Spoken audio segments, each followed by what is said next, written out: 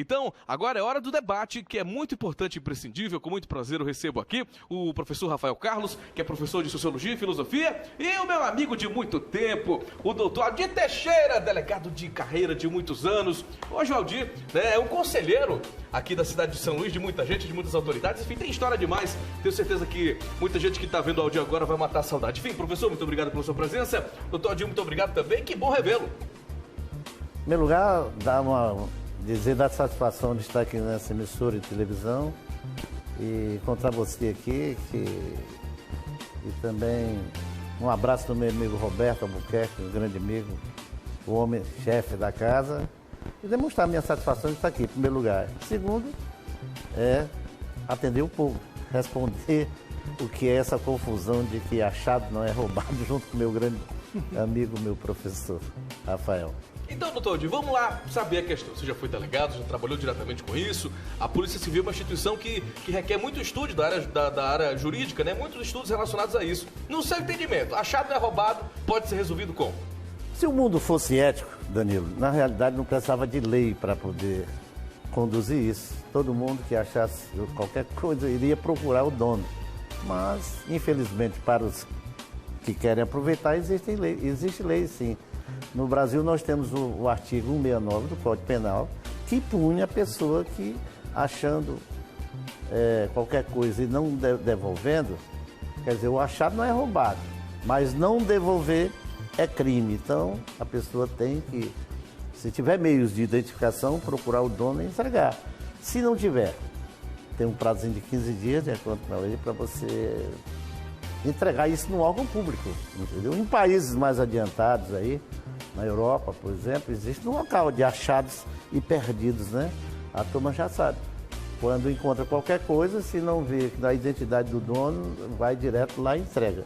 Também lá ele tem a certeza de que alguém vai receber. O que acontece, infelizmente, no Brasil, que às vezes algumas instituições não têm essa credibilidade toda e você faz uma doação meio com medo. Né? É tanto que quando você chega no supermercado, professor Rafael, que dizem assim, você quer nota fiscal, como é o negócio lá? É nota fiscal? CPF na nota? CPF na nota, aí o camarada vai ficar assim. E realmente não deve ser nada contra a pessoa, mas o cara fica duvidoso. Por quê? A seriedade às vezes não impede em determinados locais. Tem instituições sérias no país. Mas, respondendo isso, em países mais adiantados, existe isso. A pessoa encontra, não identificou, vai lá no setor de achados e perdidos e entrega, tá entendendo? E aqui no Brasil tem lei. Se não entregar, é punido. Bem, professor, agora eu queria a sua visão, também um pouco antropológica. Diz que a culpa é do Cabral, né? Que de Portugal só veio peça muito. Mas aí eu quero saber se essa coisa de ladruagem, essa coisa, né, do brasileiro ser um povo considerado oportunista, se é um aspecto histórico ou se é um preconceito que nós temos. Olha, eu acredito que seja as duas coisas. É tanto um processo de construção histórica da sociedade brasileira, que é muito marcada ali por aquilo que a gente considera o jeitinho brasileiro, né? A oportunidade de sempre você conseguir levar vantagem em relação a alguma situação. Muita gente diz que a lei de Gerson é o nosso evangelho. Para quem não sabe disso, a lei de Gerson é uma expressão dos anos 60, 70 principalmente, que o jogador Gerson da seleção brasileira, ele fazia o comercial do cigarro Vila Rica. E nesses comerciais sempre havia alguma situação onde no final ele levava alguma vantagem, nem sempre de forma legal ou moral. Então acredito que tanto a construção da sociedade brasileira, pautada por esse jeitinho, por essa questão ali do oportunismo, de tentar se aproveitar de alguma circunstância, quanto também as pessoas tomarem para si isso como característica. Então repete-se tanto que o brasileiro é dessa forma, que o brasileiro muitas vezes internaliza esse comportamento de tanto que ele é falado, de tanto que ele é reproduzido também. Então acredito que seja uma junção desses dois aspectos, da construção sociocultural do povo brasileiro e desse processo mesmo de autoidentificação com esse tipo de prática, né, que o brasileiro acaba tendo também. Aldir, tem uma cena horrorosa, professor, também, que a gente sempre vê de vez em quando na televisão, que é quando cai aqueles caminhões de cerveja, aí lá vai o povo pegando, bebendo, correndo. Teve um caso que aconteceu no Brasil que muita gente foi presa mesmo de carne, né? Que caiu um molho de carne no chão e aí o povo vai correndo atrás. Nesses casos assim, qual é a ação adequada da polícia ou da instituição de fiscalização? Porque não é o ladrão comum que vai roubar. É aquele cara que tá ali esperando, aquela senhorinha, é aquele menino que vai lá buscar. Aí eu quero saber, como é que dá pra agir se não são os bandidos comuns que a polícia vai atrás? São pessoas, né, que são considerados cidadãos de bem. Voltando aqui à resposta do Rafael, eu gostei muito. Concretiza-se uma situação pela repetição e pela absorção que o povo vai recebendo, né? E se torna aquilo como se fosse uma coisa normal. Como a lei de Gerson, né? Dizer que tudo que se faz tem que se tirar uma vantagem. Gostei muito da resposta. Com relação a essa do Danilo, é verdade, isso acontece todo dia. Quero dizer que na prática, dificilmente alguém é punido porque caiu uma carga de cerveja e alguém carregou uma caixa e tudo. Dificilmente. Aconteceu um caso aqui recente do assalto de banco aqui em Bacabal, né? Que alguns foram presos, claro, pegaram dinheiro, aí sim. Aí são punidos naturalmente como o cara roubou mesmo. Lá, se fez violência, roubou. Se levou, furtou. Então, a lei pune do mesmo jeito, entendeu? Mas isso na prática, o cara tá lá, vira um caminhão com um bocado de refrigerante, de melancia. Aí o cara tá lá agarrado, correndo, o cara simplesmente corre, o polícia dificilmente dá a punição. Mas quando o negócio é mais sério, mas eu vou transformar numa brincadeira aqui. Tinha um fã aqui no Maranhão muito conhecido, e ele tinha uma passagem interessante que ele estava furtando umas melancias de um cidadão. Parou o caminhão dele e era só jogando lá. Pá, jogando a melancia. Pá, jogando a melancia. Rapaz, quando ele olhou, estava lá o dono da melancia com a espingarda só em direção dele. Eu estava só esperando o senhor para poder acertar o preço. E era fã mesmo? É verdade, isso era fã. Não, só esperando o senhor para acertar um preço.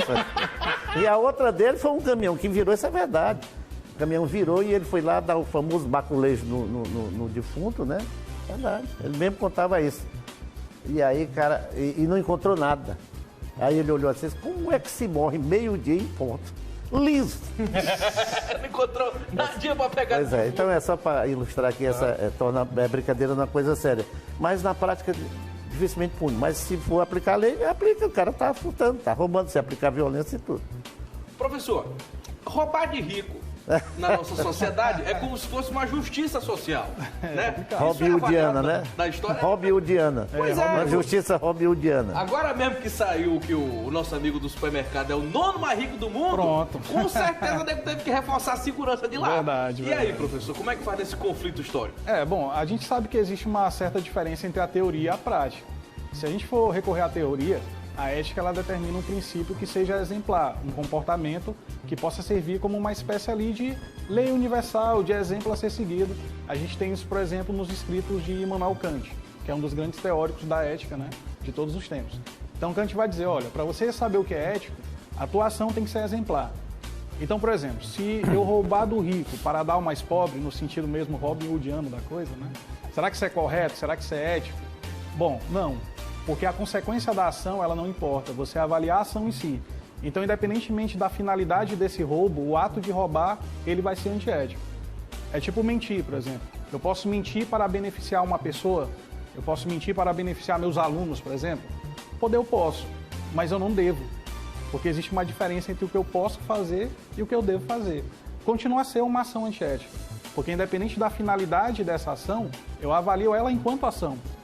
Então ela não é exemplar. A gente não pode normalizar ou naturalizar o ato de mentir e roubar, por exemplo. A não ser que seja para mulher, né? Aí é obrigação. Você que é um profissional de segurança tarimbado, de muito respeito na sociedade, uma liderança na área, eu quero saber qual é a diferença do ladrão de hoje pro ladrão de antigamente. O ladrão de antigamente era, digamos assim, mais simpático, era menos violento do que o ladrão de hoje, dadas as circunstâncias que a gente tem observado? A boa malandragem, né? Ladrão é ladrão, né? Realmente ladrão é ladrão. A diferença é a seguinte, por exemplo, eu quando comecei na polícia como delegado, acontecia um furto na cidade, a pessoa chegava lá fazendo o registro, como é que foi? Não, lá na casa, usou um pé de cabra X, assim, ei, vem cá, a janela estava assim ou estava assado? Aí o cara, não, estava assim, então é Danilo. Foi Danilo que roubou, porque a gente tinha os ladrões, já sabia o modus operandi dele, porque eles se caracterizavam, eles tinham um tipo de ação que eles sempre faziam. Eles não se metiam na área do outro, não inventavam e tudo. Mas hoje em dia tem vigia assaltando banco. De repente eu vejo a vigia aí assaltando banco, treinamento já treinado com armas pesadas e tudo. Então, resumindo aqui a sua resposta, houve uma modernização do ladrão. O ladrão se modernizou, usa tecnologia e tudo, o negócio cresceu. Mas ladrão é ladrão, né, professor? Ladrão. Acho que não muda nada, como ele bem disse que, por exemplo, roubar para poder dar para o pobre, é uma ação até certo ponto nobre, né? Assim, analisando, mas não deixa de ser ladrão, de ser um roubo. Tá? Muito bem. Agora, entrando na discussão novamente do tema inicial, professor, quero saber se existem pesquisas a respeito disso, se o brasileiro vai ser taxado ao longo do tempo com relação a isso e se, lógico, a questão política pesa mais do que o comportamento social, enfim. Certo. A gente tem um personagem no Walt Disney que é o Zé Carioca, né? Que representa ali o brasileiro. O Zé Carioca ele tem como principal característica a malandragem. Então você percebe que essa construção das relações sociais no Brasil pautadas por essa questão da malandragem, do jeitinho, ela é uma coisa que já é tipo uma marca, uma identidade do que é a brasilidade. A gente pode destruir isso com o passar do tempo, pode de repente tornar a brasilidade sinônimo de outra coisa, de honestidade, enfim, é possível, mas é algo também que demanda um certo tempo, né? Então essa construção histórica do Brasil em relação a esse tipo de prática, que você bem falou, remete desde a época de Cabral, né? Então desde o início do processo de colonização brasileira, a gente tem isso muito presente na sociedade, esse oportunismo, esse aproveitamento, isso que a gente caracteriza como de fato o jeitinho brasileiro, se utilizar de expedientes que nem sempre são morais ou legais para conseguir aquilo que quer na prática. Isso é uma coisa que já está muito marcada na nossa cultura e nas nossas relações sociais. Você percebe o cara que estaciona na vaga para deficiente, por exemplo. Aí você fala, mas para deficiente não, mas é rapidinho. Tá? Então esse tipo de prática, de conduta do cotidiano já expressa muito do que é as relações no Brasil, do que são as relações sociais e culturais no país. Eu espero que isso mude, mas demanda um certo tempo e demanda também toda uma reatualização das práticas cotidianas do nosso país. E a gente pôde perceber na entrevista com os populares, né, com a população, que muita gente toma isso para si, tipo, achei, não é roubado, sabe? É meu, tudo bem, independente se eu souber não de quem que é e tal. E de fato achado não é roubado. Se você acha uma coisa, você não roubou aquela coisa. Mas é como falou o nosso amigo Aldir também, né? Você tem que saber que existe um dispositivo legal, inclusive, uma normatização no Código Penal que diz que você precisa, pelo menos, tentar devolver aquilo. Então, mesmo que não seja roubado, o ato de achar algo, existe esse outro lado da moeda também. Então, enquanto a gente se dedicar somente à cultura do oportunismo, à cultura de tentar levar vantagem, e não perceber que existe toda uma normatização da vida social, a questão das leis, da ética, da moralidade, a gente vai continuar sendo taxado de malandro, de Zé Carioca, né? Daquele que se utiliza de expedientes que nem sempre são corretos para conseguir aquilo que quer. E aí, Aldir, como é que resolvi isso lá no Ceará, lá em Itapipoca? Rapaz, se eu for responder aqui... É na porrada mesmo? É exatamente o seguinte, nego, não é Itapipoca lá na minha terra, não, no Ceará, na Alagoas. Era assim, o que o povo quer mesmo, a violência chegou num ponto que é bala, não? Na hora que o cara morreu, quer dizer, esses acontecimentos que tiveram de quinta-feira para cá na cidade.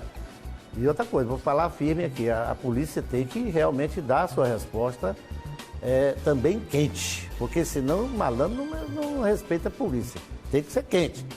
Agora também, isso é resposta para momento, não é dizer que a polícia vai ter que matar quem cometer crime, não é isso não. Vamos lembrar. Como o professor Rafael está dizendo aí, essa mudança de comportamento do Zé Carioca brasileiro, isso requer tempo, entendeu? Requer trabalhos novos. Brasil, como é que nós vamos consertar os morros do Rio de Janeiro na bala? Não vai consertar nunca. Agora também não pode ser como o Supremo fez agora, de impedir o trabalho da polícia lá, que aquilo ali aumentou a violência, eu não tenho nem dúvida em dizer isso, entendeu? Proibir a polícia agir, só várias situações para poder agir. Então, criou empecilho para a ação da polícia, quer dizer, aumentou o volume de crimes. Isso aí não é dessa forma também. Agora, para chegar no ponto do professor Rafael, nós vamos consertar. A polícia, os bandidos agiram, facção contra facção, mataram polícia, morreu bandido, entendeu? Aquilo ali, a gente dá uma resposta para os bandidos, mas para consertar isso, ó, volta para a educação, tá? Da educação vem um sistema de saúde, aí tem que ter emprego, entendeu? Aí você diminui o volume dos problemas sociais e aí você começa a consertar essa violência que em nenhuma parte do mundo ela vai ser consertada 100%. Mas dessa forma você vai amenizar e colocar a coisa numa situação aceitável. Então, não pode estar na situação que está. A polícia tem que reprimir, não adianta. Por que vai ficar rindo? Bandido, determinadas instituições aí que discutem pronto violência, né, que falam em direitos humanos e tudo aí, quer que a coisa aconteça na moleza. Não dá para ser na moleza. Os que os bandidos fizeram de quinta-feira para cá tem que ser respondido do jeito que a polícia fez. E a polícia agiu muito bem, quero até aqui dar os parabéns. Muito bem. Bem, o assunto é diverso, a gente tem uma ampla discussão, mas eu quero agradecer de pronto, professor Rafael. Professor, muito obrigado. Como é que faz para ter mais acesso aos seus conteúdos, enfim, a tudo que você contribui para a classe educacional? Certo. Quem quiser me acompanhar pelas redes sociais, meu Instagram é @prof.rafaelcarlos. E também tem um canal no YouTube, né? Tem vários vídeos sobre temas diferentes. Então fica o convite para todo mundo que está assistindo, para você também, Danilo. E quero agradecer a oportunidade também de estar aqui. Muito obrigado. E até uma próxima vez. Claro, valeu, seu professor. Vamos escolher aí um próximo abacaxi para o senhor descascar. Bem, deixa eu agradecer demais esse grande amigo de muito tempo. Sempre me deu muita força. É uma pessoa muito querida na cidade inteira. Todo mundo gosta. E quem não conhece é o Aldir Teixeira, nosso amável. Foi delegado por muito tempo. É uma pessoa identificada com a cultura local. E Aldir, muito obrigado. Nossa gratidão pela gentileza da visita. Obrigadão mesmo. Pelo contrário, a honra foi minha, tenho certeza que o professor Rafael também está participando do seu programa.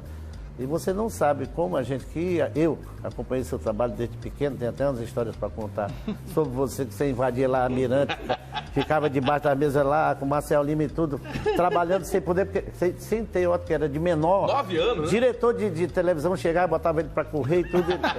E hoje está aqui onde está, eu estou muito feliz com isso. E eu quero, em nome da nossa discussão aqui, só dizer uma coisa para o povo do Maranhão, especificamente. Não vamos nos lembrar de lei para poder nos conduzir dessa forma normal. Lembre-se dos pais de vocês, que eu me lembro dos meus, me deram uma formação que não me dá um direito de chegar e achar uma coisa e não entregar para o dono. Entregue, isso é normal. Eu sei que faz até uma falta, viu, que eu vou achar um pacotão de dinheiro e ter que devolver, mas aplica a ética que esse é o mais correto. Maravilha, muito obrigado a todo mundo. Bem, vamos continuar o programa. Olha aqui, doutor Fábio Pala. Vamos para aqui? Atenção, ó. Guilherme Tel, você gostou da discussão, velho?